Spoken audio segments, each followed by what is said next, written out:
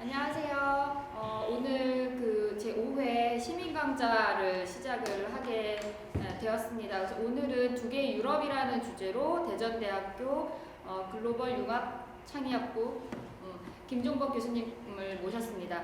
김종법 교수님께서는 이탈리아 토리노 이탈리아 북부에 있는 지역이죠. 토리노 대학교에서 정치학 박사를 취득을 하셨고, 그리고 아마 제가 알기로는 우리나라 처음이죠, 그렇죠? 국가 장학생 그 이탈리아에서 취득을 하신 분으로 알고 있습니다. 그리고 뭐 와인이면 와인, 그다음에 뭐 문화, 패션, 뭐 다방면으로 굉장히 이제 박학다식한 선생님이셔서 유럽에 대해서 여러분들께 이제 다방면으로 소개해드리기에 아주 적합한 그 강사 선생님이라고 생각해서 제가 모셨습니다. 그래서 오늘 1시간 반 동안 여러분들께 두 개의 유럽이라는 주제로 이제 선생님께서 재밌는 강의를 해주시도록 하겠습니다. 네, 안녕하세요. 김종법입니다. 방금 소개받아서 제가 제 소개에 대한 이야기는 뭐 간단하게 하고, 일단 주최 측에서 제 소속도 제대로 잘 모르는 것 같아서 제가 다시 말씀을 드리도록 하겠습니다. 대전대학교는 맞고요.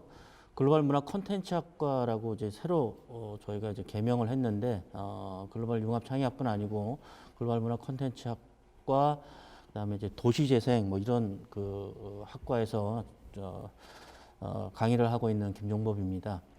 이탈리아 토리노에서 공부한 건 맞고요. 그다음에 이제 저는 정확하게 얘기하자면 정치 사상이죠. 그람시라고 하는 후기 마크시스트 중에 한 사람인데요. 이탈리아 공산당을 창당했던 사람입니다. 이 사람을 공부하고 2004년에 처음에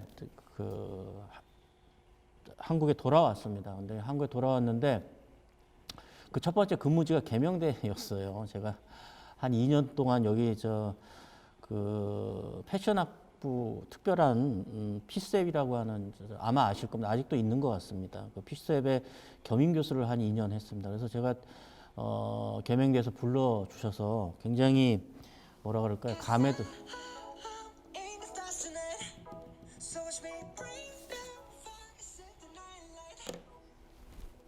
죄송합니다.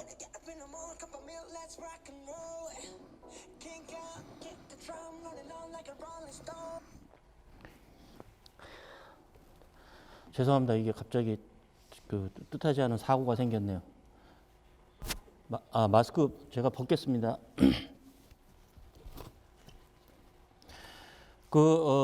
그렇게 해서 계명대 첫 강의를 시작했던 직장이어서 되게 감회가 좀 새로운 것 같습니다. 오늘 좀 일찍 와서 대기를 해야 되는데 여러 사정이 생겨서 오는 과정에서 기차를 타지 않고 차를 가지고 이동해서 조금 늦게 왔습니다. 그래서 더더욱 죄송하다는 말씀 드리고 오늘 수업을 시작하도록 할게요. 오늘 제가 여러분들에게 드리는 제목은 두 개의 유럽에 대한 이해라는 제목입니다. 두 개의 유럽이라고 하는 것에 대해서 굉장히 의아해하고 생각하실 선생님들도 계실 거고 여기 수강하시는 학생들도 있을 텐데, 이 두 개의 유럽을 왜 제가 제목을 정했냐면 전통적으로 한국 사회에서 유럽이라고 하는 건 개별 국가로서의 유럽을 주로 이야기합니다. 쉽게 말씀드리면 프랑스, 독일, 이탈리아, 스페인과 같은 그런 국가들을 모아서 유럽이라고 이야기하죠. 그런데 제2차 세계대전 이후에 국제정치 질서가 변화를 하면서 미국에 의해서 세계 정치 질서의 주도권이 넘어가고 유럽이 새로운 측면에서 유럽이라고 하는 것을 내세우기 위한 또 다른 하나의 운동이 만들어집니다. 그 운동의 이제 배경에는 여러 가지가 있습니다. 그 첫 번째 배경은 더 이상 유럽에서 1차, 2차 세계대전이라고 하는 두 개의 양차 대전이 있었기 때문에 더 이상 유럽에서 큰 세계대전이 없어야 되겠다. 그러면 평화를 위해서 이들이 해야 될 것들이 무엇인가에 대한 고민 속에서 출발한 것이 유럽 통합운동이라고 하는 것입니다. 특히 이 유럽 통합운동의 기본적인 배경에는 독일과 프랑스의 전쟁을 더 이상 하지 말아야 되겠다라고 하는 그런 측면들이 있었던 것이죠. 그렇게 해서 시작된 것이 유럽 통합 운동이었고 그 유럽 통합의 운동의 초기의 결과물로 시작된 것이 유러피안 유니언이라고 하는, 이제 유러피안 유니언은 1992년 마스트리히트 조약 이후에 등장하지만 그 이전에 이제 우리가 흔히 알고 있는 EC라든지 유러피안 커뮤니티라든지 뭐 이런 것들이 이제 그 전에 생깁니다. 이제 그 전에는 이제 원래의 그 유럽이 자체적인 노력도 있었지만 미국이 유럽을 재건하기 위해서 두 가지 그 일을 하게 됩니다. 이제 첫 번째 일은 뭐냐면 마샬 플랜이라고 하는 당시에 이제 그 동유럽과 서유럽으로 나눠지면서 소련의 위성 국가들이 생기는데 그 위성 국가들을 포섭하고 서유럽을 지키기 위해서 또 그 전쟁으로 인한 폐허를 복구하기 위한 노력의 일환으로 마샬 플랜이라고 하는 것이 생기고, 그다음에 이제 바르샤바 동맹이라고 해서 이제 동유럽 국가들의 군사적 동맹체, 그러니까 소련을 맹주로 하는 군사적 동맹체에 그 대항하기 위해서 나토가 만들어집니다. 이 두 가지가 이제 이 유럽 통합 운동과 그다음에 유럽의 재건 이런 것들이 이제 맞물려 있게 된 것이죠. 그러면서 이제 유럽 통합 운동, 그다음에 이제 그 결과물로 1992년 이후에 유러피안 유니언이라고 하는 EU가 생긴 것입니다. 오늘은 여러분이 알고 계시는 그 전통적인 유럽, 그다음에 이제 유러피안 유니언이라고 하는 EU 두 개의 유럽을 어떻게 이해해야 되는지 뭐 그런 이야기를 중심으로 제가 강의를 진행하도록 하겠습니다. 아마 궁금한 게 많으실 것 같아서 제가 설명하는 부분은 가능하면 그 기본적인 것 그리고 핵심적인 내용만 주로 이야기를 하고 질문을 주로 많이 받도록 하겠습니다. 아마 굉장히 많은 그 질문들이 있으실 것 같은데 질문이 없다 그러면 제가 되게 머쓱해지니까 질문을 좀 많이 해주시기 바랍니다. PPT는 굉장히 길게 준비했어요. 제가 지금 63페이지 정도 되는데 이 PPT를 가지고 강의하지는 않을 것 같습니다. 그다음에 이제 제일 중요한 건 맨 마지막에 있는 파트가 좀 제일 중요하고 PPT의 내용을 구성을 잠깐 이야기를 해드리면 여기에는 이제 여러 가지 문제들과 관련해서 유럽연합이 어떻게 만들어지고 유럽연합이 어떻게 움직이고 또 유럽연합이 지금 현재 브렉시트 이후에 앞으로 어떻게 될 것인지, 근데 코로나19 때문에 아마 우리가 알고 있던 유럽이 맞아라고 이야기하시는 분들도 꽤 많이 있으실 겁니다. 그런 유럽, 지금의 유럽이 어떤 모습을 하고 있는지, 그다음에 이제 개별적으로 들어가면 우리가 지금 대한민국이 민주주의 공화국이고 헌법 1조 1항에 그 나와 있는 민주공화의 기원이 이제 유럽인데 그 유럽의 모든 제도들이 우리나라에도 사실은 도입이 많이 됐습니다. 그래서 이제 그런 이야기들 중심으로 오늘은 아마 이야기를 하지 않을까 싶습니다. 먼저 그 유럽연합 형성과 기능이라고 그랬는데 사실 이 부분은 뭐 제가 이제 설명을 하려면 굉장히 깁니다. 그런데 유럽연합이라고 하는 것 초기에 처음으로 탄생했던 그 조약이 아까 이제 이 마샬 플랜 1948년 마샬 플랜과 그다음에 나토라고 하는 북대서양 조약기구가 만들어졌지만 실제로 유럽 안에서 제일 먼저 유럽이라고 하는 공동체를 한번 만들어 보자라고 했던 그 첫 번째 그 시도는 1951년에 있었던 파리 조약입니다. 유럽 석탄 철강 공동체라고 하는 6개의 국가들로 베네룩스 3국과 프랑스 서독, 그때 당시에 이제 독일이 아니었죠. 이탈리아 이 6개국이 만들어지면서 우리가 알고 있는 유럽 통합이 이제 진전이 됩니다. 굉장히 오랫동안 진전이 되고, 그러면 이제 첫 번째 이제 선생님들 여기 이제 들으시는 분들이 의문을 가져야 될 게 어떤 것이냐면 유럽이라고 하는 국가가 한 40여 개 국가, 그러니까 이 유럽을 어디까지 이야기를 하느냐에 따라서 이게 범위가 조금 달라지는데요. 국가만 해도 40개 국가가 넘습니다. 근데 이 왜 40개 국가라고 하는 국가들이 왜 그러면 그 국가의 기본적인 어떤 속성이라고 그럴까요? 이 국익을 앞세우고 국민의 이익을 위해서 국가적인 노력들을 해야 되는 것이 맞는 것인데 왜 이들이 그런 국가적 개별 국가의 이익이 아니라 하나의 공동체로서의 유럽을 만들어 갔을까? 이거는 어떤 의미를 갖느냐. 이게 첫 번째 우리 수업에서 지금 오늘 해야 될 수업에서 가장 중요한 출발점입니다. 이 이야기는 무슨 뜻이냐면 왜 이들은 개별 국가를 생각해요. 쉽게 말씀드리면 프랑스의 이익을 위해서 프랑스의 정책이나 대외 정책, 내부 정책들을 해야 되는데 이들이 왜 그게 아니라 프랑스, 서독, 이탈리아 모든 국가들이 모여가지고 28개 국가가 하나의 유럽을 만들려고 하는 것인지 이게 이제 첫 번째 출발점이라고 봐야 됩니다. 굉장히 많은 과정들이 있었어요. 이제 우리가 흔히 얘기하는 유러피안 유니언이라고 하는 것은 1992년부터 유로화를 사용하기 하는 그 첫 번째 조약이죠. 마스트리트 조약이라고 보통 이야기합니다. 이 마스트리트 조약 이후에 유러피안 유니언이 생겼고 그러면서 단일 통화 이거 되게 전 세계 역사상으로 한 번도 없었던 일입니다. 은본이제 그러니까 자본주의 출발점을 얘기할 때 은본이제, 근본이제를 얘기하는데 그건 이제 어떤 의미냐면 등가 가치의 균등한 그다음에 이제 통화로서의 가치를 가져야 되기 때문에 이제 은본이제, 근본이제를 얘기하는데 이 유로는 그게 아니라 화폐로서의 가치를 가지고 유럽에 있는 많은 국가들 지금 19개국 정도 되는데 19개국 정도가 유로를 쓴다는 게 굉장히 중요한 이야기죠. 앞으로도 얼마나 더 확장이 될지는 잘 모르겠지만 단일한 화폐를 갖는다는 것 자체가 쉽지 않습니다. 이건 이제 대비를 해보면 비교를 해보면 더 간단한 얘기인데요.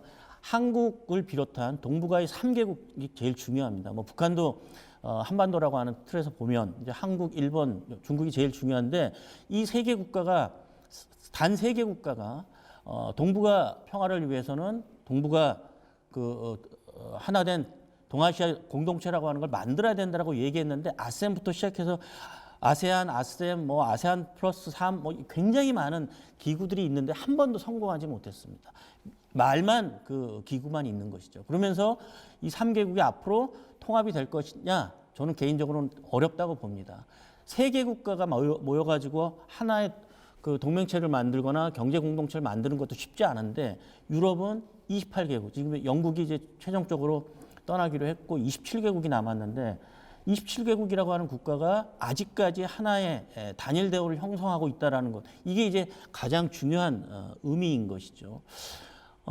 유럽 통합에 이제 결정적인 계기들이 있었습니다. 여기 나와 있는 그 순서로 보면 92년 마스트리트 조약이 제일 중요합니다. 이거는 이제 유러피안 유니언이라고 하는 것이 출범하면서 내부적으로 그러니까 사법과 내무의 모든 법들이 통합을 하게 됩니다. 그러면서 이제 생기는 여러 가지 제도들이 있어요. 교육제도도 바꾸고 그다음에 이제 노동법, 그다음에 그 비자 내주는 방식, 그리고 이제 여러 가지 사법 체계도 바꾸는 이런 때이고 그다음에 이제 대외적으로 단일화된 대외 정책, 대외 공동안보 정책이라고 하는 것을 시작한 것도 마스트리트 조약이 공식적으로 이제 시작이 됩니다. 그러면서 이제 첫 번째 출발점이 제가 이제 운이 좋았던 것 중에 하나는 1996년에 1월 1일 날 첫 비행기를 타고 유럽을 갔는데 유로화라고 하는 이 화폐가 한 2년 동안 자국 화폐와 유로 화폐를 동시에 쓰게 됩니다. 그게 2000년, 2001년 2년간이었었는데 제가 그 시기에 이제 유럽에 있었던 것이죠. 그러니까 이 변화하는 그러니까 유럽이 일상에서 화폐의 단일화를 통해서 변화하는 모습들을 그대로 경험했던 그런 아주 좋은 경험을 했던 거죠. 그런 경험을 갖고 있었기 때문에 2001년까지는 그 자국화폐와 유로화가 2년 동안 같이 쓰였고 2002년부터는 공식적으로는 유로화만 쓰게 됐습니다. 그 시기가 이제 제일 중요한데 그 시기 그다음에 2009년에 논란 끝에 리스본 조약이라고 하는 것이 발효가 됩니다. 이제 유로화 사용은 그런 측면에서 보면은 경제 통합으로서의 첫 출발점이고 리스본 조약은 그런 측면에서 보면 정치적인 출발점이라는 거죠. 그러니까 경제 통합과 정치 통합을 이룬 지금까지 어쨌든 진전된 논란의 여지는 많이 있지만 진전된 상황을 보자고 하면 어쨌든 굉장히 중요한 의미를 갖는 그 기본적인 세 개의 조약, 마스트리트 조약, 유로화 사용, 리스본 조약 이 세 개가 이제 제일 중요하다는 것입니다. 그 다음에 이제 유럽연합의 탄생이나 내용들을 보시면 이게 유럽연합이 형성 과정에서 제가 이제 계속 제도들을 이야기하고 넘어가도록 하겠습니다. 이건 나중에 한번 보시기 바랍니다. 이 바에 있는 것들에 대한 설명이기 때문에 제가 빨리빨리 맨 마지막에 지금 현재 코로나19 이후의 상황이 더 중요해서 이거는 이제 제가 기본적인 개요 설명 정도로 끝내도록 하고 빨리빨리 넘어갔으면 좋겠는데 어쨌든 그 과정에서 이제 마스트리히트 조약 이후에 유럽연합이 이제 만들어지게 되는데 그 유럽연합이 그러면 이제 어떤 그 구조 속에서 작동이 되고 운영이 되는지가 이제 제일 중요한 부분입니다. 사실 여기에 이제 유러피안 카운실이라고 해서 유럽 이사회를 제일 위에다 놓긴 했지만 이게 이제 사실은 이제 수직적인 구조는 아니에요. 지금은 이제 조금 다르긴 한데 수직적인 구조가 아니라는 얘기는 뭐냐면 이제 우리나라에서는 권력 구조를 이야기할 때 상하 구조를 굉장히 중요하게 생각하기 때문에 제가 이걸 놓은 것이지 사실은 이제 수평적 구조를 갖고 있습니다. 유럽 이사회는 단지 참여하는 사람들이 각 국가의 회원국의 정상들이 참여한다라는 것뿐이고 실제 권한은 강요이사회, 그다음에 집행위원회가 가장 중요한 역할을 하는 것이죠. 그리고 이제 최근에 2019년이죠. 19년에 유럽의 선거가 있었는데 최근에는 이제 가장 중요한 권력 기구 중에 하나가 바로 유러피안 파리아먼트라고 하는 유럽 의회입니다. 그다음에 이제 사법재판소가 있고 감사원이 있는데 이 6개의 기구들이 굉장히 수평적이고 유럽연합을 움직이는 중요한 기구들입니다. 그리고 이제 그 이후에 많은 또 다른 비공식 특별 자문 기구들이 있다라는 거죠. 작동 과정에서의 내용들을 보면 여러 가지 것들이 있는데 제가 다른 거는 이제 얘기 안 하고 이 유럽 의회 그다음에 유럽 연합이라고 하는 이 상징에 대해서 잠깐 이야기하도록 하겠습니다. 이게 자꾸 빨리 하다 보니까 넘어가는 것 같습니다.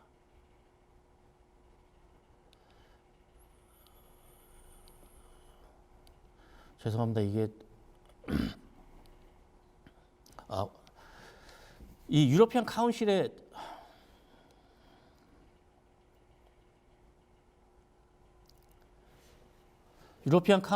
여기 이제 제가 보여드리고자 하는 건 이 유럽 연합의 그 상징 깃발이죠.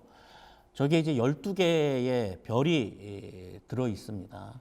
뭐 깜짝 퀴즈라고 이야기하기는 좀 그런데 저게 왜 12개인지에 대해서 아마 의문을 가져보신 분이 계시는지 모르겠어요. 근데 이제 이 12이 의미하는 그 상징성이 굉장히 큽니다. 유럽이라고 하는 이 지역에서 제일 먼저 그러니까 아라비아 숫자 전에 제일 먼저 시작했던 숫자법이 12진법입니다. 그래서 이제 12진법이라고 하는 게 유럽에서는 우주를 뜻해요. 우주를 뜻하기 때문에 이 우주를 뜻하는 계절이 12달도 12가 되는 것이고 1시부터 12시까지 시계도 12개, 1시부터 12시가 되는 것이고 24시라고 보통 우리는 이제 얘기하지만 1시부터 12시로 나눈 이유가 있는 거죠. 이 12진법의 출발점인데 유러피안 유니언이 출발할 때의 그 회원국가죠. 이 회원국가도 12개 국가였습니다. 그래서 이 깃발이 깃발 속에 있는 별이 12개입니다. 그러니까 유럽에서 12이라고 하는 숫자는 굉장히 중요한 의미를 갖습니다. 그리고 온 우주를 뜻하기 때문에 이들이 이 표방하는 그 어떤 상징이라 그럴까요? 가치관이 그대로 드러난 그런 상징성을 좀 갖습니다. 여기에는 뭐 나중에 이제 그 반박하시는 분들도 계시지만 유럽이라고 하는 지역에서 갖고 있는 그 우주적 가치관, 이게 주로 기독교적 정신이죠. 이런 것들에 대해서 비난을 하는 사람들도 있습니다. 실제로 카운실은 뭐 그렇다고 하지만 이 강요이사회의 건물, 그 다음에 이제 유럽 의회 건물이 그 유럽 통합을 반대하는 특히 이제 이슬람이나 중동 국가들 입장에서는 어떻게 이야기를 하느냐? 이제 건물 가지고 건물의 구조를 가지고 굉장히 많은 비난을 합니다. 특히 이제 강요이사회 건물이 있는 이 벨기에에 있는 건물인데요. 지붕 위에서 보면 십자가 모습을 하고 있습니다. 잠깐 보여드릴게요. 이게 어디에 있는지 제가 좀 찾아야 되는데.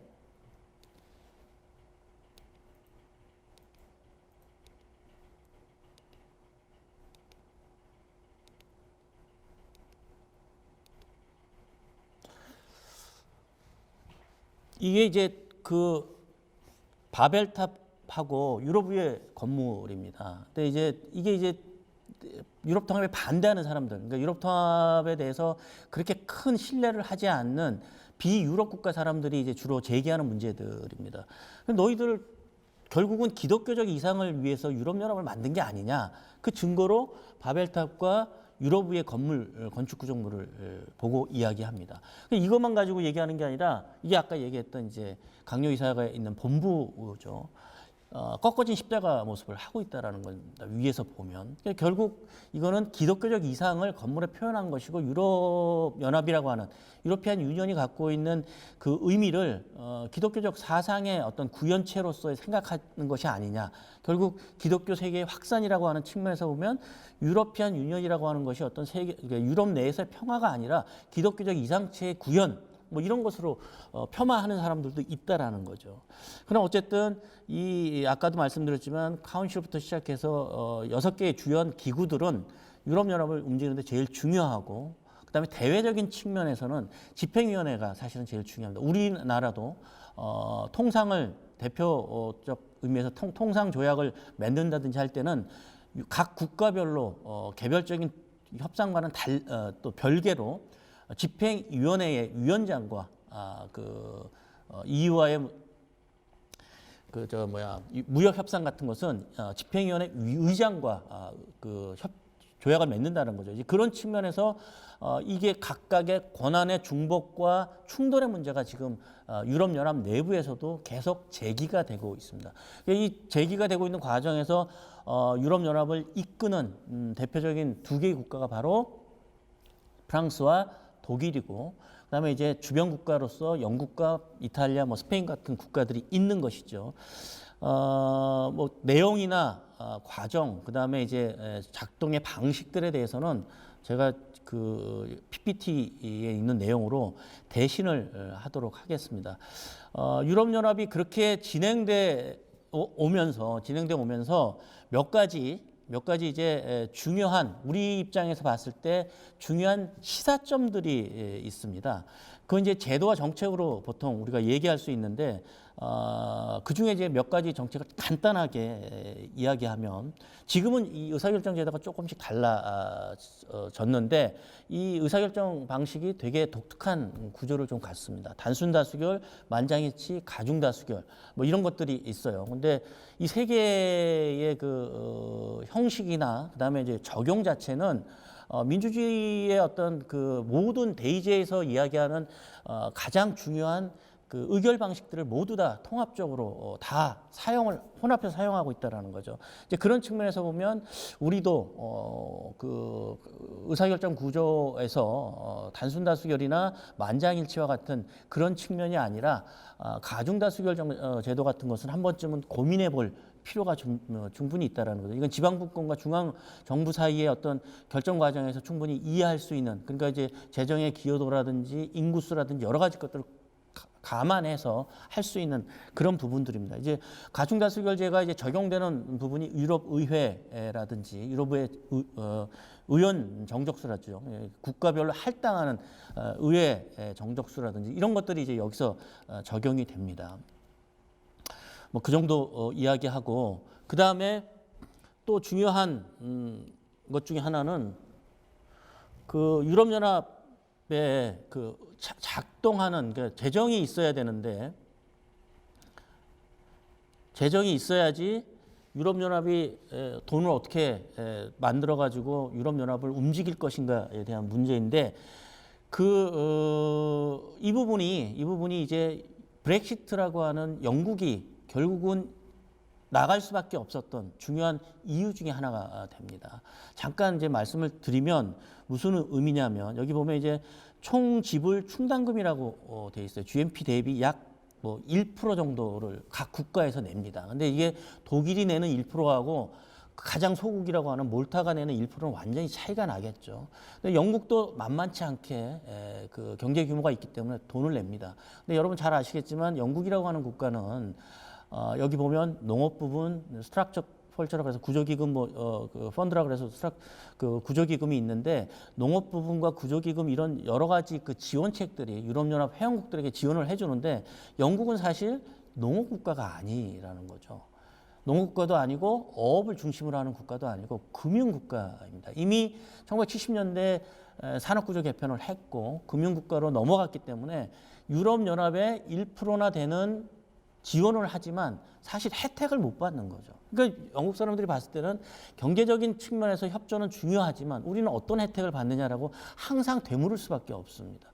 결국 그런 여러 가지 불만들이 겹치면서 브렉시트라고 하는 것이 나오게 된 것이고 그 결정적인 그 전환기가 어제 그 트럼프 대통령이 물러났는데 트럼피즘이라고 보통 이야기합니다. 자국 우선주의, 그다음에 이제 고립주의, 뭐 이런 것들이 이제 괜히 나온 것이 아니라 앵글로색슨계가 이게 한꺼번에 나온 부분입니다. 그 와중에 그 언변에 같이 섞여 있던 것이 바로 브렉시트가 발산하게 된 것이고 그러면서 국가 우선주의, 미국이라고 하는 것이 먼저 트럼프가 대통령이 되면서 국가 우선주의가 등장하면서 이제 유럽연합이 이제 사실은 이제 금이 가기 시작한 거죠. 이게 되게 중요한 전환점입니다. 물론 이전에 2008년 말부터 경제 위기가 있었고 미국발 경제 위기에 의해서 유럽 통합이 한번 깨질 뻔했었습니다. 그래서 이제 피그스 국가라고 얘기해서 이제 우리가 흔히 얘기하는 포르투갈, 그리스,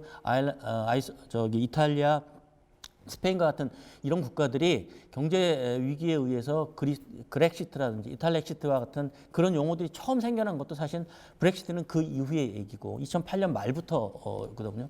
이제 그런 여러 가지 상황들이 있었던 그러니까 유럽 통합이 계속 순탄하지만은 않았던 것이죠. 이게 계속 같이 갈 것이냐 말 것이냐를 두고 계속 논의를 하게 됩니다.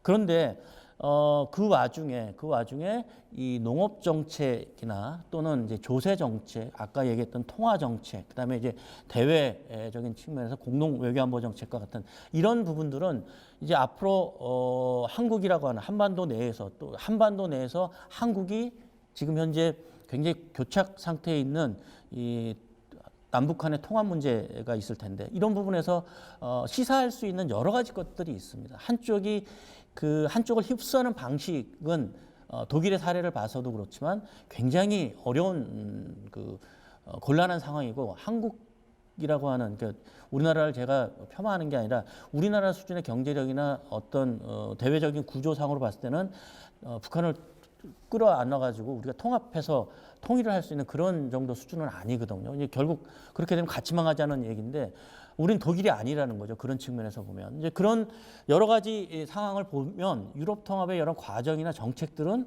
굉장히 중요한 측면들이 있습니다. 특히 이제 지역 정책 같은 경우, 그다음에 지역 정책과 지방 분권, 그다음에 이제 지역 개발 정책 이런 것들은 우리나라가 충분히 본받아야 될 그런 측면들이 있습니다. 우리와 달리 대도시 집중이 유럽은 강하지 않습니다. 그리고 그렇게 중요하지도 않아요.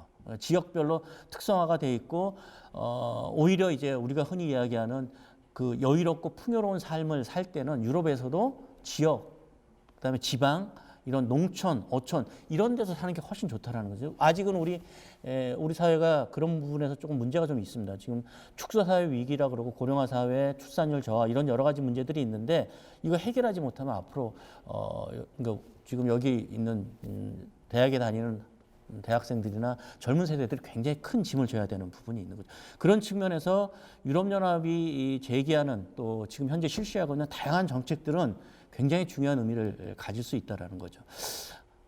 정책들을 개별적으로 설명을 해드려야 되는데 뭐 그 정도 설명하기에는 되게 어려울 것 같다는 생각이 듭니다.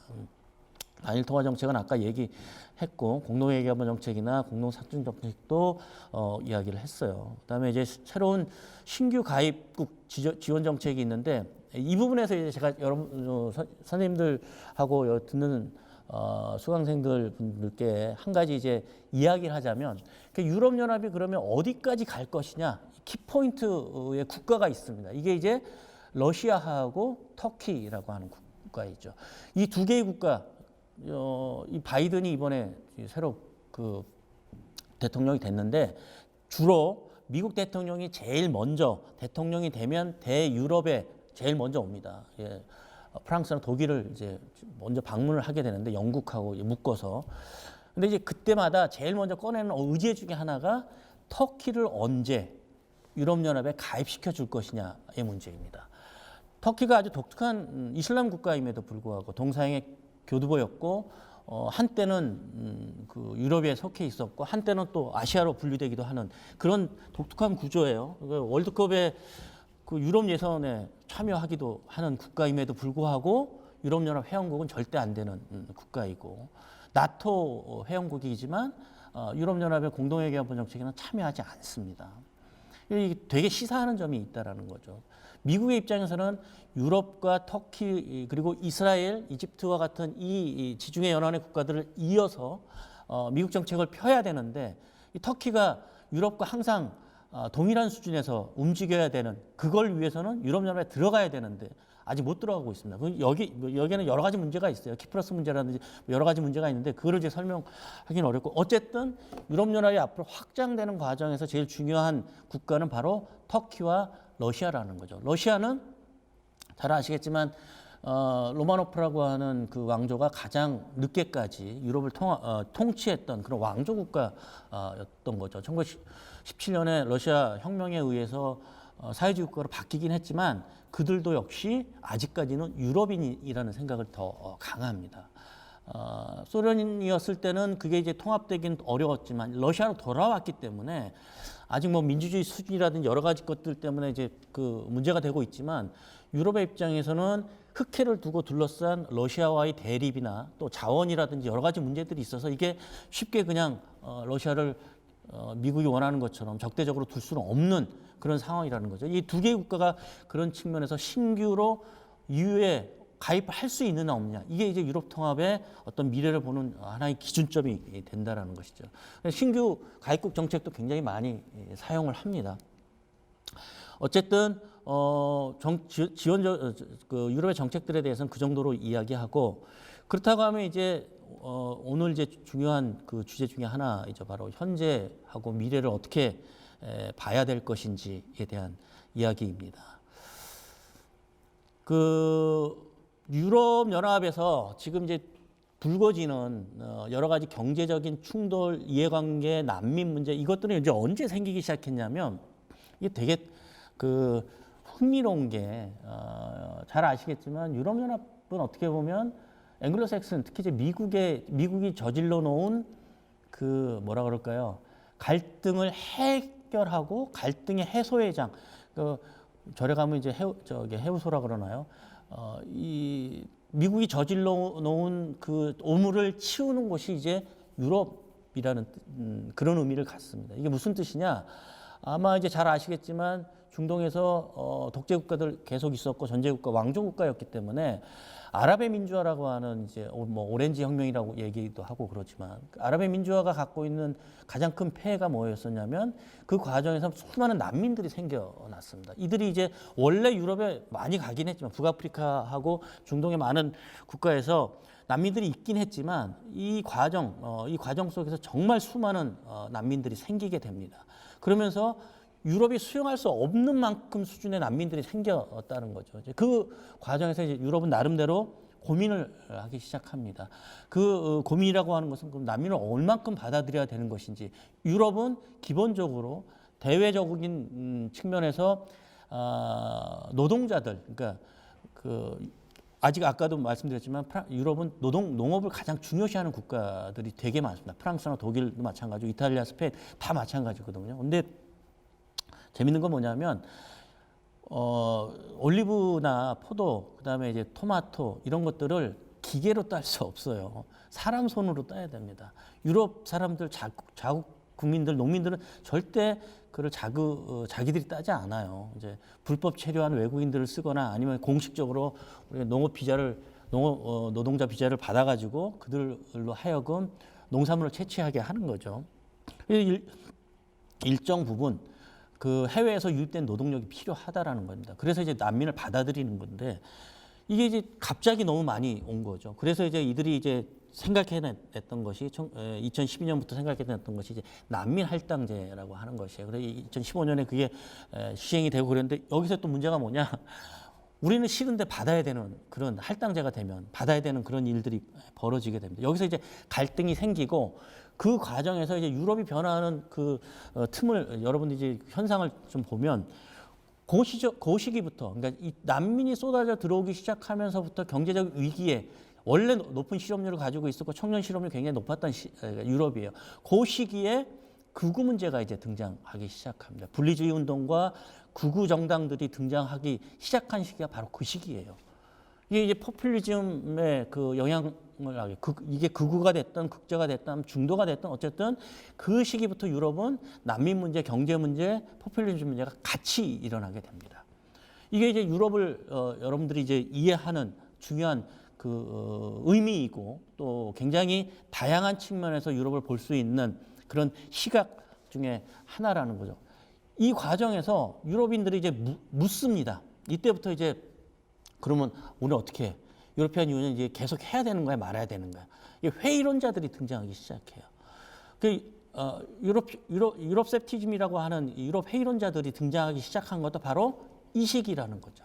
그러니까 유럽 통합이 사실은 2010년 이후 전후로 해서 갈림길에 섭니다. 우리 계속 할 것이냐, 말 것이냐. 이 경제 위기를 이미 글로벌 2008년 말부터 경제 위기 겪고 난민 문제 들어오고 우리 미래 되게 불안해. 우리도 못 먹고 사는데 계속 신규 동유럽 국가들, 동유럽에 있는 국가들을 받아들였더니 이게 지역 불균형이 일어나고 동유럽에 있는 많은 그 노동자들이 불법적으로 이민을 오기도 하고 합법적으로 이민을 오면서 경제적 불만이 높아지고 그러면서 빈부격차도 더 심해지고 원래 유럽이라고 하는 지역에 있는 많은 국가들이 복지국가를 지향하면서 빈부격차 차가 크지 않았거든요. 그런데 신자유주의 세계화라고 하는 것이 이제 1980년대 말부터 레이거노믹스 대처리즘이 등장하면서 앵글로색슨가에 의해서 먼저 시작된 것입니다. 그러면서 이제 유럽도 사회복지의 그 복지국가 모델을 바꾸기 시작하는 거죠. 신자유주의 세계화라고 하는 것을 도입을 하게 되면서 그러면서 이제 문제도 계속 발생하게 된 것입니다. 그러면서 이제 이들이 이제 진지한 고민을 했던 거죠. 우리의 미래는 어떻게 해야 될 것이냐, 미래에 대한 불확실성, 불신 이런 것들이 이제 등장하고 여기 계속 대외적인 여러 가지 일들이 발생을 하면서 유럽연합 자체의 어떤 한계들이 나오게 된 것입니다. 그 실제로 이제 이 과정에서 제가 이제 오늘 하고자 하는 10분 안에 끝내도록 하겠습니다. 제가 3시 30분까지 시간이 있는 것 같은데 지금 46분이니까 한 10분 안에 끝내고 질문을 받도록 할게요. 지금 이제 잘 아시겠지만 2019년 말부터 지금 이제 밀라노 대학이나 주요 국가에서 코로나19가 이미 확산이 됐다. 2020년 2월 달에 처음으로 나왔다고 얘기하지만 19년에 이미 유행을 하고 있었다. 유행은 아니지만 어쨌든 코로나19가 있었다라고 이야기를 하고 있습니다. 이제 앞으로 그게 증명이 되고 조금 더 조사가 이루어져야 되겠지만 어쨌든 코로나19라고 하는 이 팬데믹이 재확산되면서 우리가 알고 있던 유럽이 마저 너무 이상한 유럽이 되고 저는 이제 되게 슬픈 게 그래도 그 전에는 1년에 한두 번 정도는 꼭 그 유럽에 갔었는데 갈 수가 없는 국가가 됐다라는 거죠. 그러면서 코로나19가 문제가 되면서 유럽 국가가 봉쇄를 하기 시작했고 지금 여러분 아시는 만큼 수많은 사람들이 죽어나가고 있고 확진자가 계속 증가하고 있습니다. 이 과정에서 유럽은 이제 고민하겠죠. 이게 우리가 계속 유럽 통합을 해야 될 것이냐, 말아야 될 것이냐, 이런 고민들을 할 수밖에 없습니다. 매 일일 확진자 수가 3만 명, 2만 명, 1만 명 이상 국가들이 수두룩한 유럽에서 사망자 수도 굉장히 많은 숫자를 기록하고 있고 의료 체계 되게 잘 돼 있다고 이야기하지만 그 의료 체계 한계에 부닥치는 방식, 그다음에 그럼에도 불구하고 민주적 가치라고 얘기하는 개인의 자유를 앞세워서 마스크 쓰는 것조차도 거부하는 일이 일어나고 국가의 방역 사태에 쿠데타와 같은 수준의 시위를 하는 그런 그 상황들이 계속 벌어지고 있는 것이 지금 현재 유럽의 모습이라고 하는 것이죠. 그런데 역설적이게도 유럽 통합에 대해서 그 유럽 통합론자들이죠. 이제 주로 엘리트들입니다. 이들은 이제 어떻게 얘기하냐면 영국이 나가니까 눈에 가시 같았던 영국이 나가니까 이게 이제 더 가속도가 붙어서 유럽 통합의 경제 통합의 수준이 훨씬 더 진전되는 양상들을 보이기 시작합니다. 이제 그 중에 하나는 코로나19라고 하는 것 때문에 경제 위기를 해결하기 위한 그런 측면이 더 강하긴 하지만 유럽 경제 회생 기금이라고 하는 것을 유럽이 EU에서 만듭니다. 유로피안 리커버리 펀드라고 보통 이야기하는데 이게 이제 영국이 있었으면 될 수가 없는 그런 회생 기금이에요. 이걸 가지고 유럽 연합 전체를 다시 한번 통합체로서의 견고한 그런 어떤 제도화를 만들겠다라고 하는 그런 돈입니다. 쉽게 말씀드리면 2019년 EU 27개국 GDP의 약 4.7% 어마무시한 돈입니다. 사실 4.7%라고 하는 것은 이 7,500유로를 만들어서 유럽을 다시 굳건하게 나아가게 하겠다. 여기엔 이제 독일이 이제 입장 변화를 하게 된 거죠. 독일이 입장 변화를 하게 되면 유럽이 영국이 뛰쳐나가는 것도 있지만 독일 자체가 유럽 통합의 주도권을 쥐겠다라고 하는, 그러니까 프랑스와 독일이 가장 중요한 국가들인데 이제 독일이 조금 우위에 섰던 거죠. 또 독일이 우위에 섰던 근본적인 시점은 2008년만 경제 위기 때부터였습니다. 독일은 잘 아시겠지만 경제 위기, 경제 구조 자체가 중소기업 중심의 굉장히 탄탄한 글로벌 경쟁력이 강한 그런 경제 구조를 가지고 있어요. 이게 이제 그 신자유주의 세계화 체제는 약간의 어려움을 겪게 되지만 이 체제가 전환되는 과정에서 결국은 이게 지속력을 갖고 있고 경제적 경쟁력을 강화하면서 독일이 이제 유럽 통합의 주도권을 잡게 됐던 거죠. 그러면서 이제 이 경제 회생 기금을 통해서 유럽이 확실하게 유럽 통합의 모든 그 정책 결정을 하겠다라고 하는 그런 의지를 보인 것입니다. 결국 이게 지금 현재 약간 좀 흐지부지 되는 측면이 있지만 이 상황대로, 그러니까 독일의 플랜대로 이게 가게 되면 오히려 이제 유럽 통합이 더 굳건해질 수 있다는 거죠. 그런데 문제는 이 코로나19가 조만간에 불식이 되고 더 이상 확산이 되지 않고 의료 체계가 붕괴된다든지 개별 국가의 어떤 문제들이 발생하지 않을 때의 얘기인데 이게 이제 지금 여러분 아시겠지만 코로나19 때문에 쉽지 않은 상황이 됐다라는 거죠. 그러면서 결국 유럽 통합이라고 하는 것이 이제 몇 가지 측면에서 딜레마가 이제 등장하게 됩니다. 이제 오늘 하고 싶은 이야기는 두 개 유럽에 대한 이해는 이제 이런 것들인 거죠. 계속 개별 국가를 살 것인지, 유럽 통합을 이제 두 가지 선택이 있는 거죠. 더 통합을 강화할 것인지, 그리고 그렇게 갈 것인지, 아니면 이제 요 정도 수준에서 그만두고 현상 유지만 할 것인지, 아니면 이제 각자 도생하자. 뭐 주요 국가들, 그리고 특히 이제 유로화를 쓰는 국가들, 더 이상 유로화 쓰는 국가를 받지 말고 유로화 쓰는 국가들 중에서도 그 수준을 못 맞추는, 그러니까 마스트리트 조약에서 맞추는 기준이 있어요. 재정 적재 부정 60%, 그다음에 인플레이션 3% 이 기준이 있는데 이 기준을 못 맞추면 우리 그 유로화도 쓰지 못하게 하자 하는 그 세 가지 중에 하나를 지금 선택해야 되는 그런 상황에 있다라는 거죠. 그러면서 긍정적으로 보는 사람들은 어떻게 보느냐? 영국이 나갔단 말이에요. 영국이 나갔기 때문에 영국이 계속 반대를 했었고 유럽연합에서 어떻게 보면 주요 정책에서 세 번째 중요한 국가예요. 독일, 프랑스, 영국, 이탈리아 보통 순서가 그렇습니다. 세 번째 중요했던 영국이 나가면서 운영의 문제는 생겼지만 오히려 이제 의사결정 구조라든지 정책의 일관성을 유지하는 데 훨씬 더 빨라지고 좋아졌다라는 거죠. 상황. 그러면 유럽 통합이 더 굳건해지고 잘 갈 수 있다라고 생각하는 거죠. 이제 그 코로나 19가 갖고 있는 우리가 이제 경제 회생을 하겠지만 실제로 유럽 통합의 근본적인 회의가 있었던 부분은 뭐냐? 초기에 많은 국가들에서 유럽 코로나19가 확산되기 시작했습니다. 그런데 이들 국가들에서 자국을 위해서 뭘 했느냐? 국경 봉쇄를 했다라는 거죠. 이 국경 봉쇄의 의미는 뭐냐면 유럽 통합이 하나된 유럽인데 이 쉥겐 조약에 의해서 없어진 국경을 새로 만든 거죠. 통제하고 그러면 이건 유럽 통합의 정신에 어긋나는 거죠. 물론 그게 이제 해석하는 사람의 수준에 따라서 또는 생각에 따라서 좀 다를 수 있는데 이게 유럽 통합을 유지하기 위해서는 그 지역에 해당 지역의 코로나19의 확산을 막기 위해서는 불가피한 조치라고 이야기할 수 있지만 전체적인 유럽 연합 자체의 코로나19에 대응책, 통합된 대응책이 있어야 되는데 개별 국가 차원에서 서로 다른 수준의 스위스나 독일 같은 경우는 벽도 만들고 국경에 벽도 만들고 뭐 이랬단 말이죠.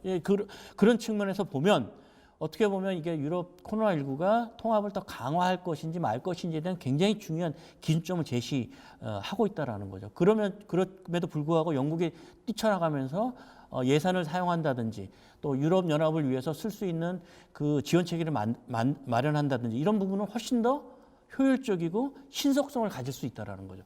이런 부분들 더 아이러니한 거는 지금 유럽 의회 안에는 영국 출신의 유럽의 의원들이 있다라는 거예요.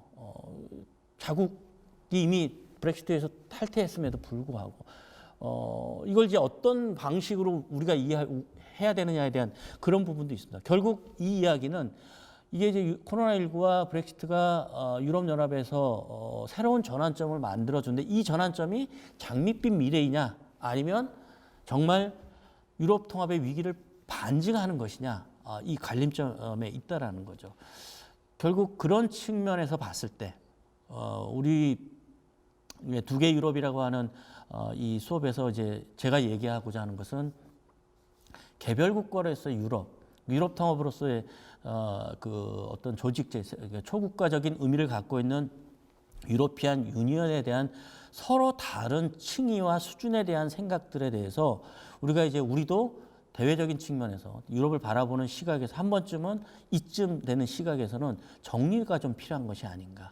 그러니까 개별 국가로서의 유럽에 대해서는 이미 다 알고 있습니다. 개별 국가에서 유학도 많이 갔고 공부도 많이 돼 있고 유럽 통합에 대해서도 사실은 공부가 많이 돼 있어요. 그런데 지금까지는 주로 유럽 통합 논자들의 그 시각이 주로 소개가 됐다라는 거. 그 얘기는 무슨 뜻이냐면 유럽 연합은 좋은 것이고 가치적인 측면에서 보면 선악의 가치 개념으로 보면 통합이 좋은 것이고 분열은 나쁜 것이다라고 하는 이런 생각들이 있다라는 거죠. 그런데 과연 이게 올바르고 합당한 생각인지 지금 현재 코로나19의 시국과 유럽연합 개별 국가에서 보여주는 자유민주주의와 그다음에 이제 코로나 위기에서 국가 방역 체계의 충돌 이런 부분들이 과연 우리 사회에서는 어떻게 우리 사회 미래입니다.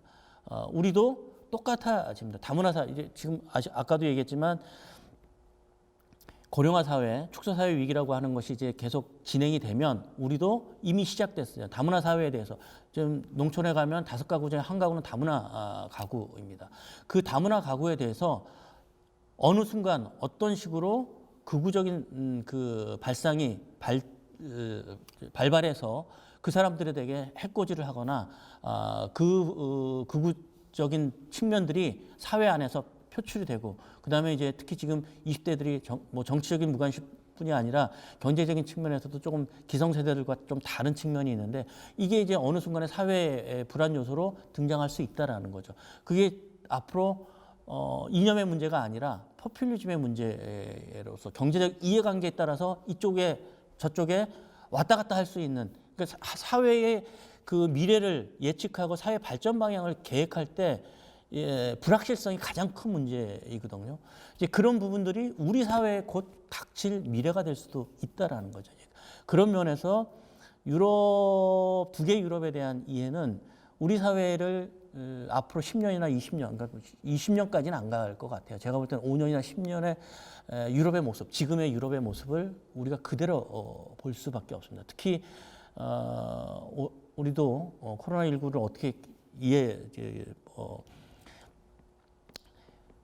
해결할 수 있을지 잘 모르겠어요. 그런데 이미 이 청년 실업 문제가 오래전부터 지속이 됐는데 코로나19로 인해서 아마 굉장히 많은 어려움이 있을 것이고 거기다 이제 한국 사회 경제 구조 자체가 지금 전환기적 상황에 있기 때문에 이거를 한국적인 어떤 경제 시스템을 제대로 구축하지 못하게 되면 또 다른 포퓰리즘이나 극우적인 그 정당들 그다음에 북한과의 문제들이 겹치게 되면서 우리 사회가 굉장히 여러 가지 파편화될 수도 있는 유럽 통합보다 더 많은 개별 국가들이 이 안에서 생길 수도 있다는 거예요. 그게 세대가 될 수도 있고 지역이 될 수도 있고 여러 가지 계층이 될 수도 있고 자본에 의해서 갈라질 수도 있는 그런 측면이 있다는 거죠.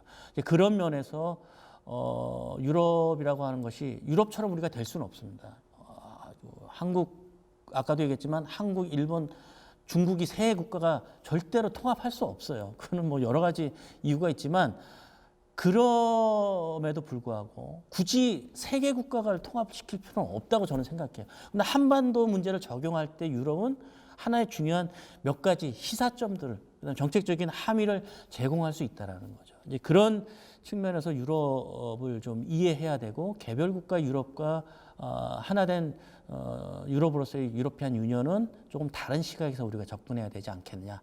뭐 그 정도 이야기하는 것으로 제 얘기는 마치도록 하겠습니다. 좀 두서 없이 길게 얘기해서 죄송하고 마침 딱 3시 가까이 오는 것 같습니다. 강의는 이 정도로 하고 나머지 시간은 질문을 좀 받도록 하겠습니다. 제가 질문을 받을 수 있는 거죠? 이게 바로. 예.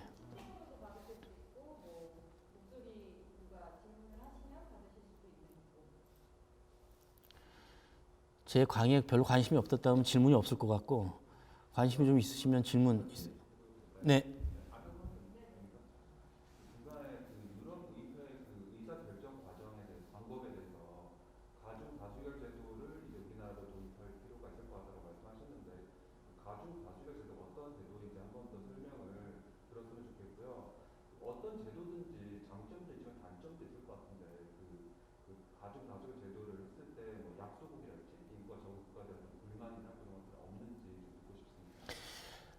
이게 제가 PPT를 돌려면 굉장히 멀리 가야 되기 때문에 그냥 얘기하도록 하겠습니다. 그 선생님들, 수강생 분들은 혹시 보시면 거기서 보시면 될 것 같고 그 가중다수결제라고 하는 것은 어떤 뜻이냐면 쉽게 말씀드리면 차별 투표제예요. 그러니까 영국에는 19세기에 처음에 시작할 때는 보편적이고 평등한 투표제가 아니었죠. 많이 배웠거나 재산을 많이 내거나 아니면 신분이 귀족이거나 그러면 1인 다표제를 실시했습니다. 가중다수결제도 그 제도와 같은 것입니다. 가중다수결제는 무슨 뜻이냐면 한 국가, 그러니까 국가의 인구도 많고 경제력 수준도 높은 국가들에게 이 투표권을 여러 장을 주는 거죠. 그 다음에 낮은 국가들한테 작게 줍니다. 그런데 이제 유럽연합이 이 가중다수결제를 하면서 문제를 어떤 소수 국가들한테 문제가 준 게 아니라 강대국들한테 더 문제를 더 야기하게 됐습니다. 그게 무슨 뜻이냐면 역진 비례성이라고 하는 것인데 그 역진 비례성은 뭐냐면 비례적인 측면에서 인구가 많으면 투표수를 더 많이 줘야 되고 경제적 공헌을 더 많이 하면 투표수를 더 많이 줘야 되는데 그 인구나 경제적 공헌도가 약한 국가에 비해서 그 책임성을 부여하지 않는 거죠. 쉽게 말씀드리면 독일에 10표를 줘야 되는데 독일엔 6표만 주고 몰타 같은 데는 한 표도 안 줘도 되는 인구 비례나 경제 공헌도로 봤을 때 근데 몰타에 2표를 주는 거죠. 그렇게 되면 독일인 입장에서 봤을 때는 몰타하고 우리하고 차이가 수백 대 1이 경제적 규모, 인구도 차이가 나는데 그러면 100대 1 정도의 그 비례성을 가져야 되는데 그게 아니라 5대 1 비례밖에 되지 않는 거죠. 이게 역진 비례성이라고 하는 것이죠.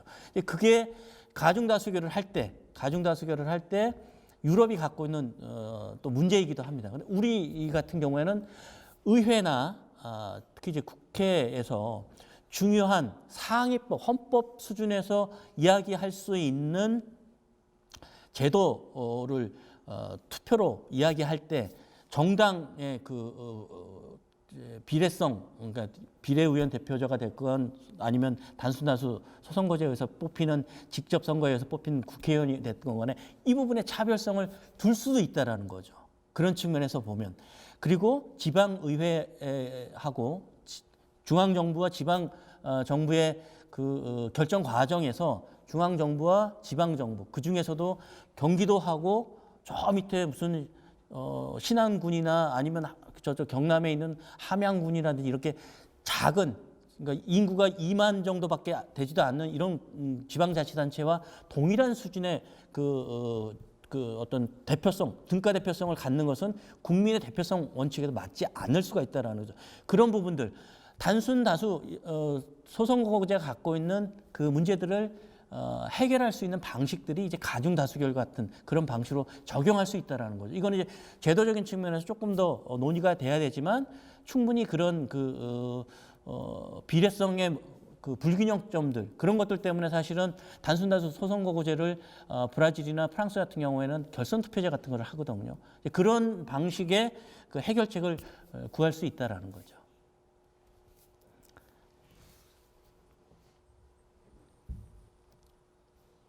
질문 이거 채팅에 들어온 거 하나 읽어드릴게요. 강연 잘 들었습니다. 깊은 내공이 느껴지는 재밌는 강의였습니다. 지금 보면 유럽도 미국도 경제적인 어려움이 가중되며 자국 우선주의의 득세 그리고 코로나로 인해 반세계화 양상이 확대되고 있습니다. 브렉시트 때도 다수의 경제학자들은 인간, 즉 국가의 이기심과 대의민주주의에 기반한 정치 체계 하에서 예상된 필수 불가결한 결과였다고 분석한 전문가들이 많습니다. 한편 사피언스의 저자 하라리는 장기적으로 지구의 역사는 시족사회에서 부족사회로 그리고 도시국가에서 민족국가로 즉 하나의 공동체로 통합되어가는 과정이라고 이야기를 하고 있습니다. 두 개의 주장이 대립되는 상황인데 교수님은 50년 후 유럽의 모습을 어떻게 예상하시는지요? 이거 거의 점쟁이 수준인데요. 그 대답을 하려면. 사실 되게 50년이라고 하는 기간 동안 어떤 일이 벌어질지 잘 모르죠, 사실은. 이 지구가 얼마나 힘들었으면 코로나를 다시 보냈는지에 대해서 한 번쯤 생각해 보게 되는 2019년, 2020년인데 우리가 이제 가만히 보면 그 바이러스라고 하는 것이 사실은 이전에 존재하지 않았거나 없었던 것은 아닌 거죠. 주기적으로 왔습니다. 주기적으로. 인간이 서로 접촉을 하기 시작하면서 동서양이 만나면서 가장 큰 위협이 됐던 것은 12세기부터 14세기에 있었던 패스트죠, 보통. 우리가 지금 패스트라고 얘기하는데 동서양이 만나면서 사실 바이러스의 침투인 거죠. 동양이하고 서양이 서로 면역력이 없던 그 십자군 전쟁에 의해서 만들어진 그 전쟁에 의해서 유럽의 인구의 한 3분의 1 정도가 피해를 보는 그런 일들이 있었던 이래로 1919년, 20년에 스페인 독감도 굉장히 큰 문제를 일으켰었고 1970년대 홍콩 독감, 그다음에 뭐 그 이후에 사스라든지 여러분 잘 아시는 그런 메르스나 이런 것들이 거의 주기적으로 온다라는 거죠. 이제 그런 면에서 보면 50년 안에 또 코로나19를 극복한다고 하더라도 분명히 변이도 발생할 것이고 또 다른 바이러스가 올 수도 있고 가장 최악의 시나리오는 뭐 우주에 있는 항성이나 소속성들이 지구와 충돌할 수도 있는. 그러니까 우리가 그동안 사실 영화를 보면서 이런 게 과연 가능할까라고 했던 것들이 사실 구현이 되지 않습니까? 이제 그런 측면들을 봤을 때 50년대 유럽을 이야기하기는 되게 어려울 것 같다는 생각이 듭니다. 다만 지금의 흐름으로 봤을 때 유럽 통합이 공고해질 것인가에 대해서는 전 개인적으로 좀 회의적입니다. 그 이야기는 무슨 뜻이냐면 유럽에서의 포퓰리즘이라고 하는 것이 생겼던 것 이유 중에 하나가 뭐냐면 이 포퓰리즘의 가장 중요한 발생 유럽 특히 이제 유럽의 포퓰리즘의 발생 원인 중에 하나는 뭐냐면 그동안의 유럽 통합은 주로 어떤 사람들이 이끌어왔냐면 주로 엘리트들이 이끌어왔습니다. 그래 우리가 너희들보다 똑똑하니까 앞으로 미래에 대해서 이렇게 해야 돼. 잔말 말고 따라와. 우리가 하는 제도는 민주주의의 그 핵심과 정수만 모아놓은 것이야. 그렇게 해서 만들어놓은 유럽 통합이 얼마나 잘 될 것인지 의심 갖지 말고 투표 잘하고 잘 따라와라고 얘기를 했던 것이죠. 그런데 오다 보니까 이게 자기 삶의 어떤 직접적인 영향과는 별 관심이 없는 일들이 너무 많이 일어나는 거죠. 왜 나는 그렇게 잘 먹고 잘 살 수 있는 유럽 통합을 지지했는데도 불구하고 나는 왜 직장을 못 갖고 유럽 어느 곳에 가서도 환영받지 못하는 사람이 되는 것이야.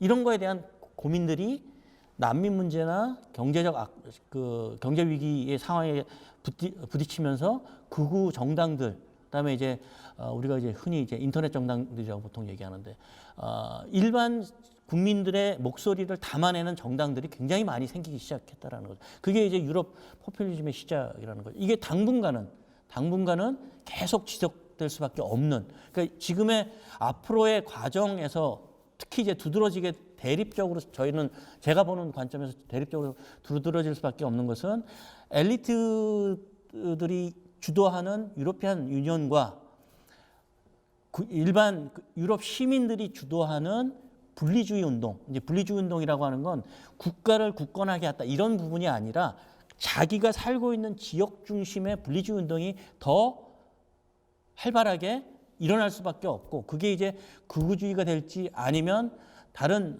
자유주의가 될지 공화주의가 될지 이 부분들은 각 국가가 갖고 있는 처해 있는 정치 사회 환경에 따라서 달라질 수밖에 없다라는 거죠. 그래서 당분간은 엘리트 중심의 유로피안 유니언과 포퓰리즘, 이게 좌가 됐던 우가 됐던 아니면 중도가 됐던 포퓰리즘을 지향하는 일반 유럽 시민들의 유로피안 유니언의 방향들이 굉장히 충돌을 일으킬 수밖에 없을 거라는 거죠. 그런 측면에서 저는 이제 당분간은 그런 그 혼동된 과정들이 조금 더 지속되지 않겠느냐 그렇게 생각을 합니다. 제가 점쟁이가 아니어가지고요. 그 이상 답은 좀 어려울 것 같습니다. 보시고 질문이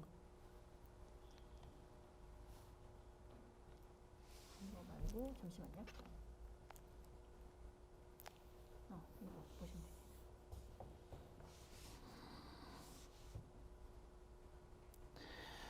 네, 일본학과 김명수 교수님이신 것 같습니다.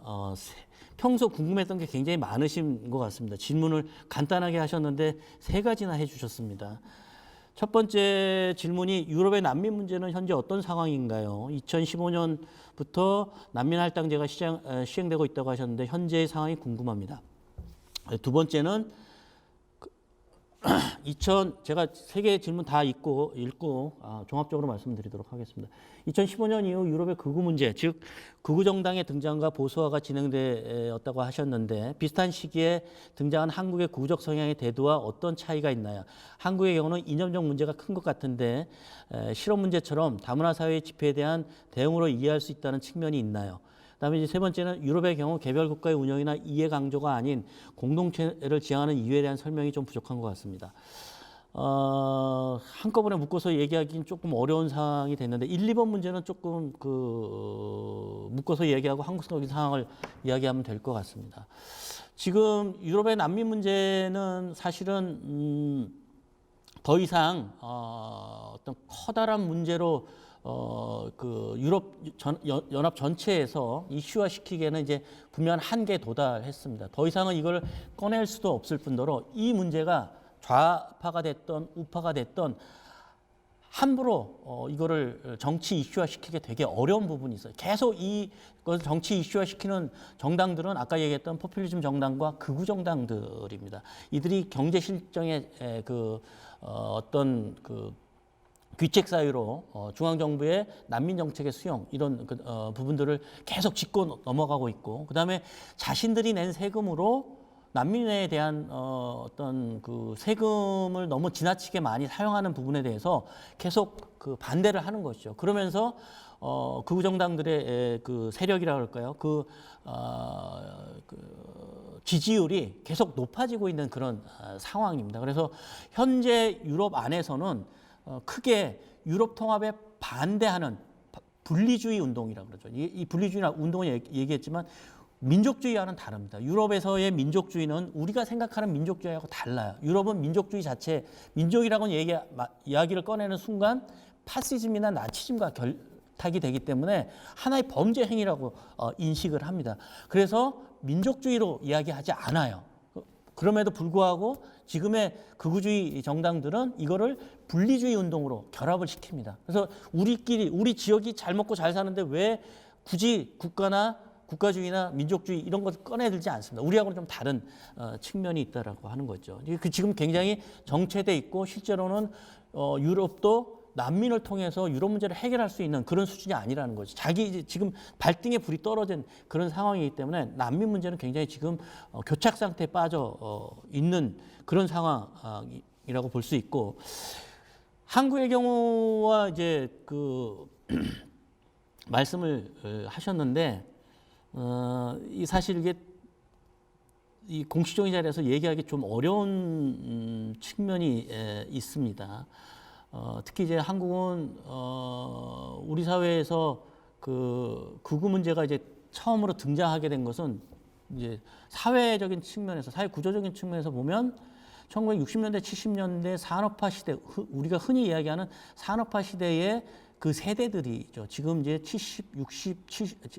60대도 넘으신 이분들이죠. 60세, 70세, 80세 이분들이 사회 변화의 흐름에서 사실은 밀려나면서 소외되면서 자신들이 그동안 쌓아왔던, 그리고 자신들이 국가와 민족을 위해서 열심히 살았다고 생각하는데 사회에서 어느 순간 밀려나기 시작하면서 오는 그런 울분들, 그다음 어떤 사회적 소외, 이런 부분들이 사실은 이제 태극기 부대라고 하는 것으로 등장을 했던 것이고, 그와는 좀 다른 결에서 우리가 흔히 이제 뭐 이걸 공식적으로 얘기해도 되는지 모르겠지만 어쨌든 인터넷상에서 극우적 성향의 운동들, 그 움직임들이 있었던 거죠. 우리가 언론에서는 흔히 일베라고 이야기하는 이런 부분들이 주로 20대, 30대 그 젊은 층들에서 먼저 일어났던 거죠. 그 과정에서 폭발적인 결합력을 가질 수 있던 것은 1인 미디어 시대가 되면서 인터넷이나 여러 가지 사회적 변화 구조와 맞물리면서 갑자기 폭발적으로 일어났던 것이죠. 그런 측면들이 있어서 유럽에 있어서 항상 고민했던 실업의 문제나 또는 사회의 그 가치 문제에 대해서 고민했던 극우 문제하고는 조금 다른 측면들이 분명히 있다라는 거죠. 여기에 이제 잘 아시겠지만 이걸 뭐 정치적으로 해석하기는 되게 어렵지만 이전의 정권들이 가지고 있었던 여러 가지 뭐 모순들, 문제점들이 결합이 되는 과정에서 사회 운동화됐고, 그러면서 이제 자연스럽게 정치 권력도 뭐 교체되는 그런 측면들이 있었던 것이 아닌가라는 생각이 듭니다. 이 부분은 사실은 하나의 주제로 다시 뭐 얘기를 해야지 제 생각을 온전하게 말씀을 드릴 수 있을 텐데, 뭐 그 정도 수준에서 제가 얘기하는 게 더 계속 논쟁이 일어날 수밖에 없는 측면이 있어서 그 정도 얘기를 하도록 할게요. 그다음에 이제 유럽의 경우는, 그러면 이제 왜 우리는 일본, 중국, 한국 3개국 공동체 만들기도 쉽지 않은데 유럽은 왜 그러느냐? 여러 가지 이유가 있습니다. 이제 첫 번째 이유 중에 하나는 이들은 그리스 로마, 이제 우리가 유럽을 얘기할 때 딱 두 가지 갖고 얘기합니다. 하나는 민주주의, 하나는 자본주의.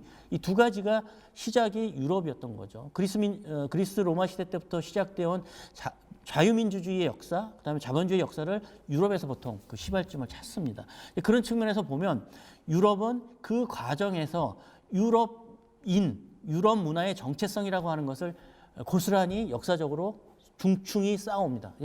유럽 문화, 그러니까 유럽인이라고 하는 정체성을 가질 때 세 가지 보통 이야기합니다. 첫 번째는 그리스 로마의 그 민주주의에 대한 생각, 자유에 대한 개념, 그다음에 공화주의, 이런 부분이죠. 그다음에 로마 제국이 왜 중요하냐면 뭐 민주주의를 먼저 시작했다 이런 부분은 아니고, 로마는 우리가 알고 있는 유럽의 외형적인 경계선, 그러니까 로마 제국이 게르만과 영국, 프랑스까지 가면서 여기까지가 유럽이야라고 하는 것을 처음으로 지리적으로 유럽이라고 하는 것을 만들어줬어요. 게다가 로마는 처음으로 유럽 시민권, 그러니까 제국에 있는 사람들을 다 포용해서 시민이라고 하는 그리스 시대 때 시민하고는 다릅니다. 로마 제국에서 시민권을 처음으로 만들어낸 거예요. 지금 유럽 통합의 시민권 개념도 바로 거기서 출발했다고 봐야 되는 것입니다. 그런 면에서 이 시민이라고 하는 개념도 끄집어냈기 때문에 자유주의와 민주주의의 출발점으로서 로마 제국이 되게 중요합니다. 거기에 그 로마 제국 말기에 AD와 BC로 전환되는 과정에서 기독교라고 하는 것이 이제 등장하게 됩니다. 기독교가 왜 중요하냐?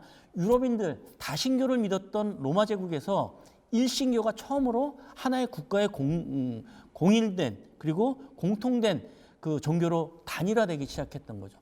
그런 면에서 중세를 어떤 분들은 브루크하트가 이제 대표적인 케이스인데 어떤 분들은 그런 얘기를 합니다. 중세라고 하는 것이 암흑의 시대이고 뭐 문명적으로 퇴화한 시대다. 저는 개인적으로 그렇게 보지 않습니다.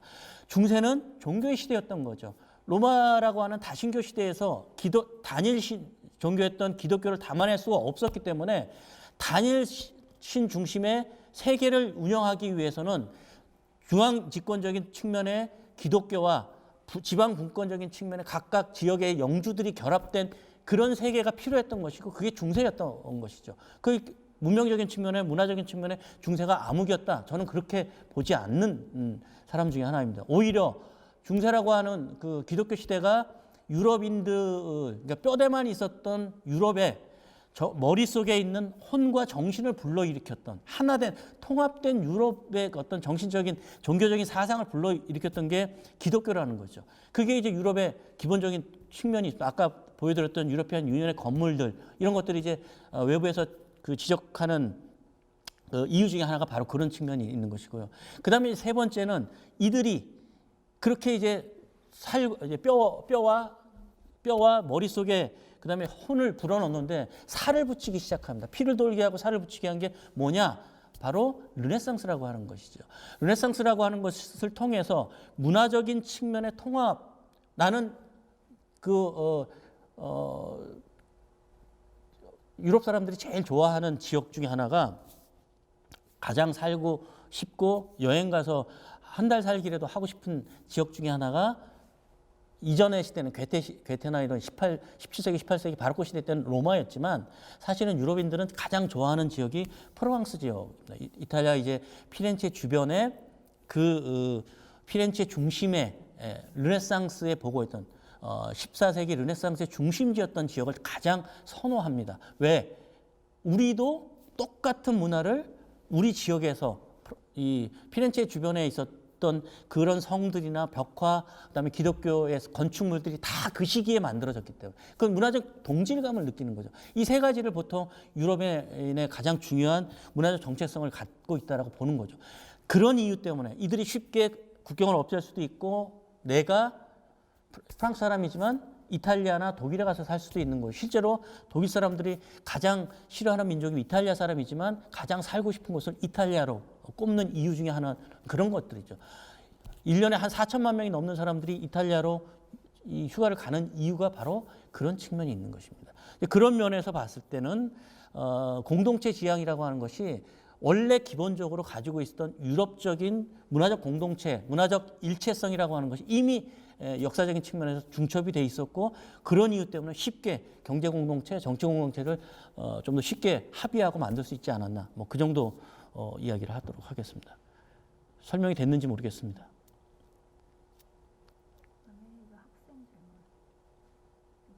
9분 남았습니다.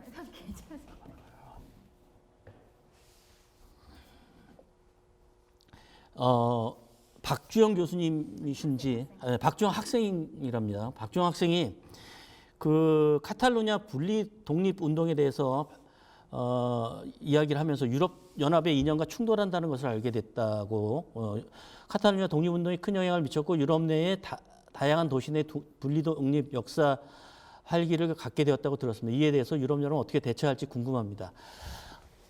아까 말씀드렸지만 유럽 안에서는 국가라고 하는 개념은 사실은 그렇게 크게 작동하지 않았어요. 제가 왜 이런 말씀 드리냐면 유럽과 동양을 같은 수준에서 보고 우리식 관점에서 유럽의 민족이나 국가를 보면 안 된다고 아까 처음에 말씀드렸는데 유럽은 민족이라고 하는 개념이 언제 생겼느냐? 19세기에 생겼습니다. 민족이라고 하는 개념. 그 전에는 유럽은 로마 제국 때 시민권으로 유럽 그 로마 제국 안에 있는 시민들을 시민권을 부여하면서 서로 다른 시민권을 부여하면서 하나의 제국을 이끌어갔던 것이죠. 그리고 나서 등장한 개념은 민족 개념이 아니라 절대 왕정과 이 제3세계 부르주아가 등장하면서 국민 개념이 생겼어요. 국민 개념은 뭐냐면 계층이나 문화 또는 종교에 의해서 가르지 않습니다.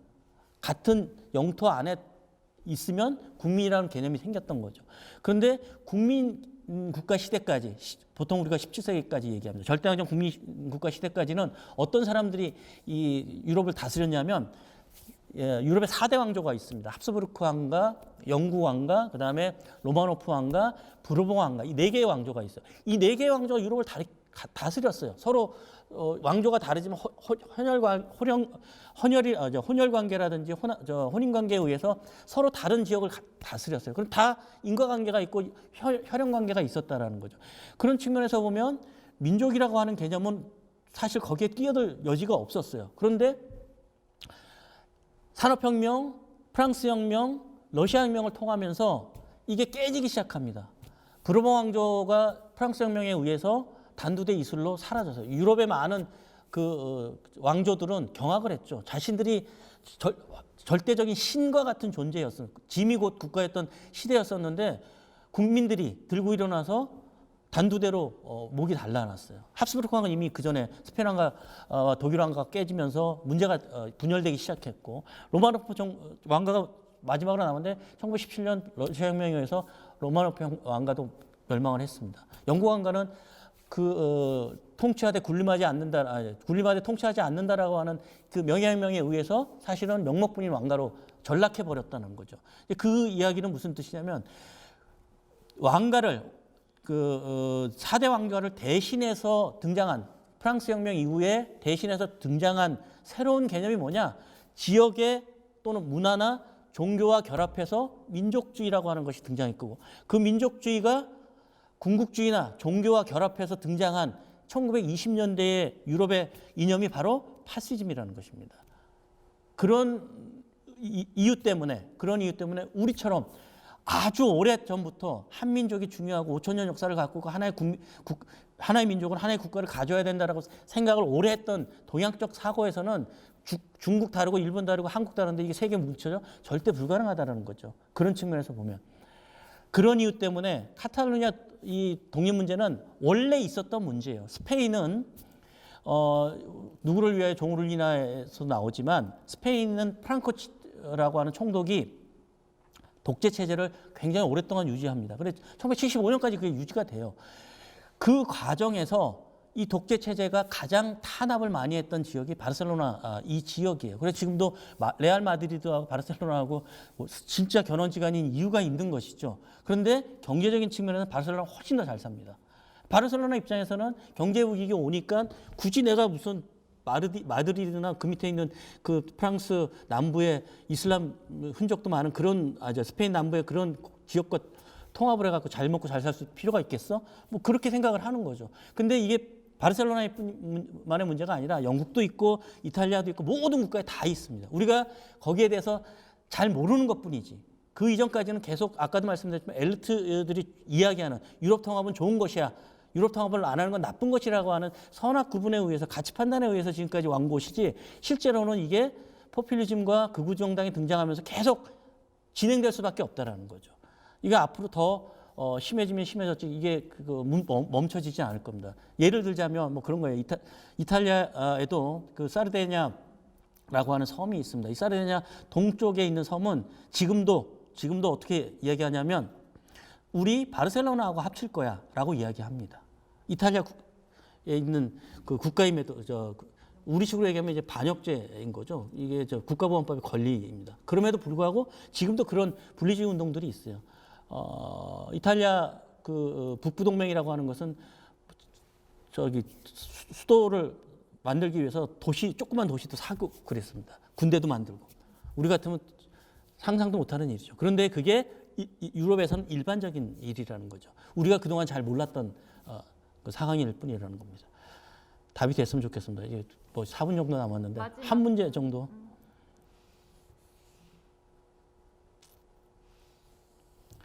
이건 조금 전에 얘기한 부분인 것 같아요. 부정적인 그 아시아 지역에서 유럽과 같이 많은 사람들이 유럽 통합 모델을 가장 뭐라 그럴까 롤 모델로 생각을 합니다. 경제 통합 이뤘고 정치적 통합 이뤘기 때문에. 그런데 아까도 말씀드렸지만 한국, 일본, 중국은 서로 공통된 게 사실 하나도 없습니다. 중국은 사회주의 국가이고 자본주의 체제를 갖고 있고, 일본은 한일 관계의 역사적인 맥락뿐이 아니라 역사적인 공통점이나 또는 어떤 민족적인 측면에서뿐이 아니라 인종적인 측면에서도 사실 황인종이라는 것 이외에는 그다지 공통점이 하나도 없는 거죠. 적대적 관계를 계속 유지할 수밖에 없는 그런 상황이고, 거기에 이제 동북아 같은 경우에는 이 한국과 북한 한반도 문제를 끼고 서로 다른 일본의 입장, 중국의 입장, 러시아의 입장, 그다음에 미국의 입장이 서로 다르다라는 거죠. 그런 상황에서 단순히 경제적 이해관계 때문에 통합을 할 수 있느냐? 이번에 트럼프가 등장하면서 여지없이 깨졌지 않습니까? 이게 사실 깨지지 않아도 되는 부분임에도 불구하고 한 국가의 정부의 국가의 입장이라보다 한 정부의 입장을 어떻게 취하느냐에 따라서 이게 너무나 쉽게 깨질 수밖에 없는 그런 구조를 갖고 있는 거죠. 그러니까 앞으로도 이 부분은 쉽지 않을 겁니다. 중국은 한반도 통일을 원하지도 않고, 일본도 절대 원하지 않을 것이고, 미국 마찬가지고, 러시아 마찬가지일 겁니다. 그런 입장에서 한국이 지향하는 남북 통일의 어떤 지향점, 그 다음에 이제 그렇게 됐을 때 동북아에서 세력 균형의 그 불균형, 쉽게 말씀드리면 인구가 7천만이 넘는 강대국이 등장하는 걸 어느 강대국도 기존의 강대국이 원하지 않는 거죠. 이제 그런 상황에서 지금 현상 유지가 중요한데 갑자기 경제 통합해갖고 우리끼리 잘 먹고 잘 살자, 이거는 절대 불가능한 일이라고 저는 아직까지도 믿고 있고 앞으로도 영원히 믿으리라고 생각합니다.